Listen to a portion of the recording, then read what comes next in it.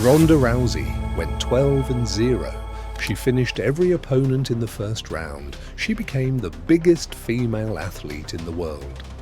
What makes me so confident that I can win is I'm the greatest fighter in the world. If there's a 19-time boxing world champion coming into my sport, I have my eye on her. Then Holly Holm kicked her head off, and she retired after one more knockout.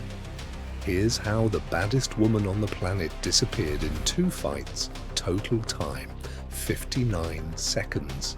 This wasn't bad luck. This wasn't timing. This was what happens when the world believes you are a god and you start to believe it too. This is the story of how an aura was pulverized. February 2013, UFC 157. Ronda Rousey makes her UFC debut against Liz Carmouche. She's the first woman to ever fight in the octagon. The crowd is watching history, but nobody is ready for what's about to happen. Carmouche taps.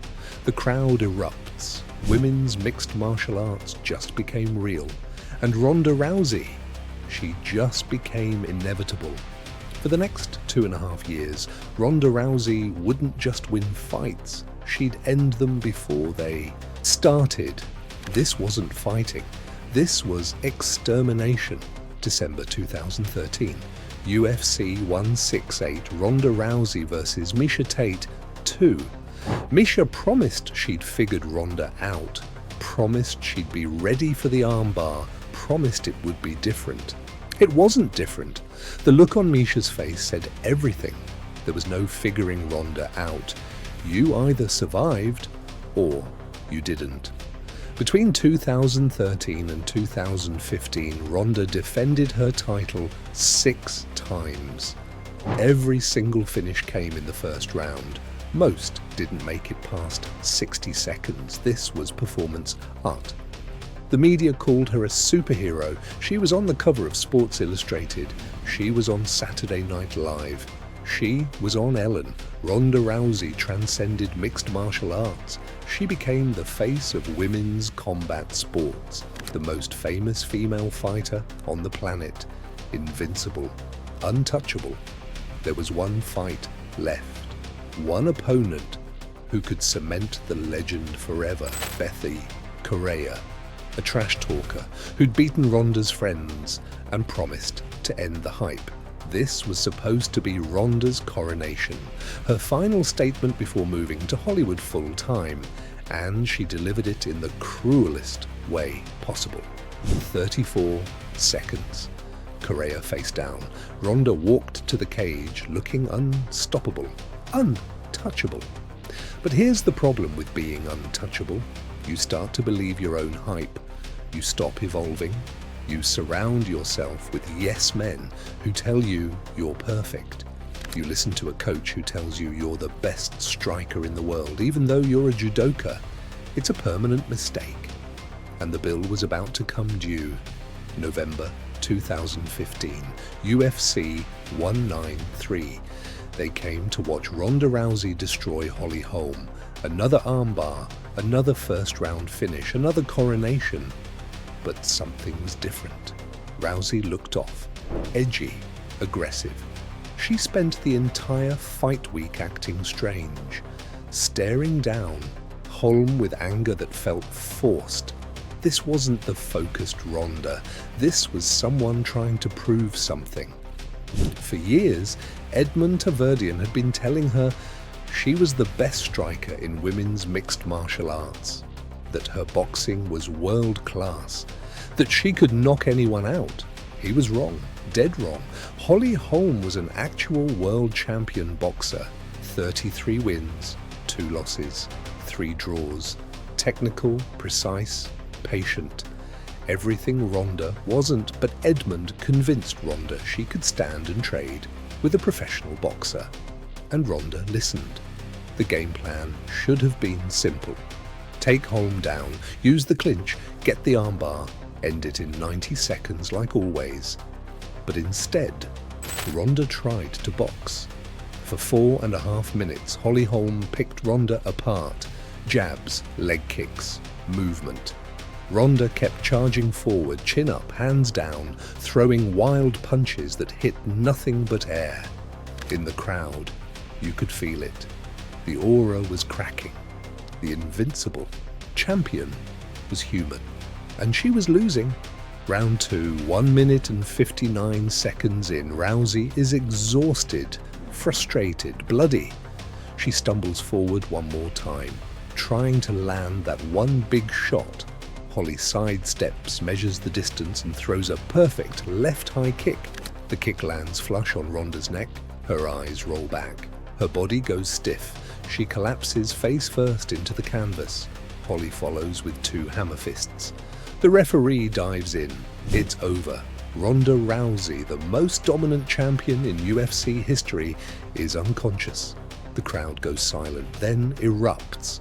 For 12 fights, she'd been untouchable, invincible, inevitable, and in one kick, all of it evaporated. The aura was gone.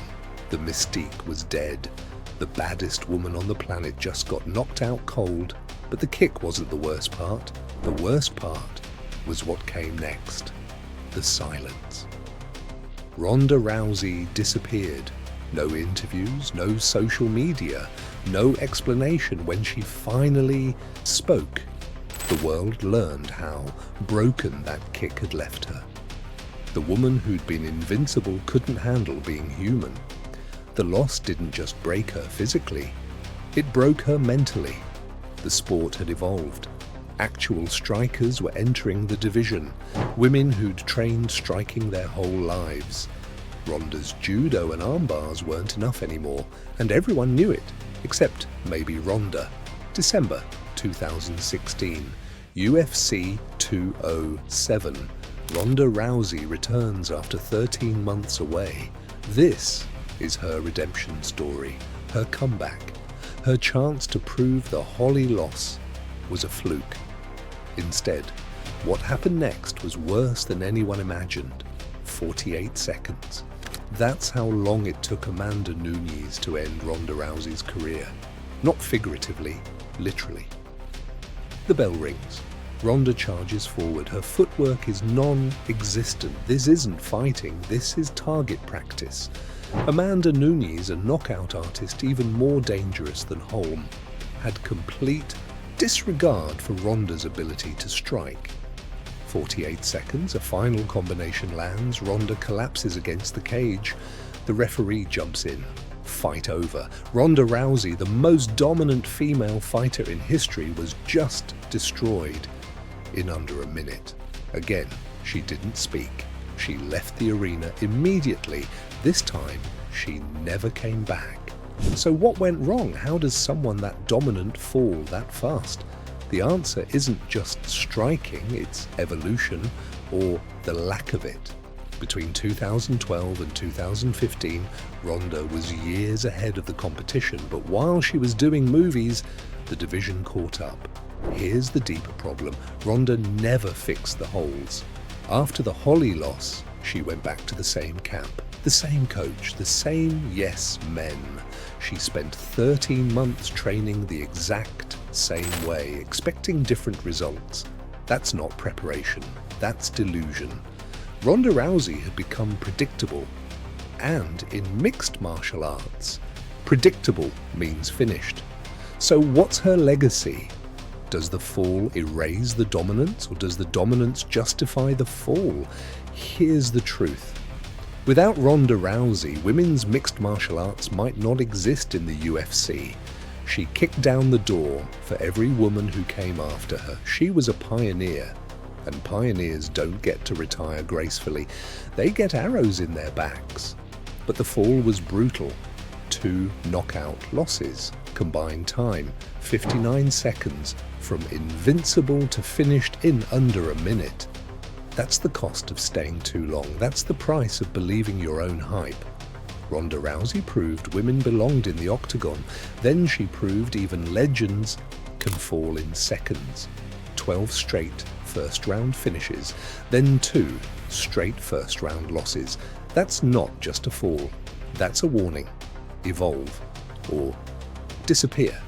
And Ronda chose to disappear. Ronda Rousey was inevitable until she wasn't, but the cycle never stops.